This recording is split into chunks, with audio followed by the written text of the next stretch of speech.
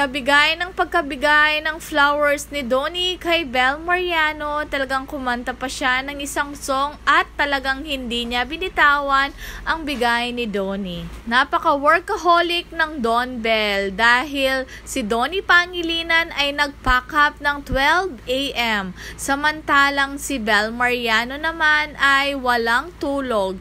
Diretso siya sa kanyang taping. Grabe, deserve nilang magbakasyon after ng kanilang taping or pag may day off sila. At ang kanilang pagod ay talagang napapawi dahil number 1 sila sa I Want TFC. Grabe, ang kanilang pagod ay talagang nakikita ng mga netizen dahil sila lagi ang number 1. Talagang pag ang Don Bell ang nagtrabaho, talagang hindi nila binibigo ang ABS-CBN.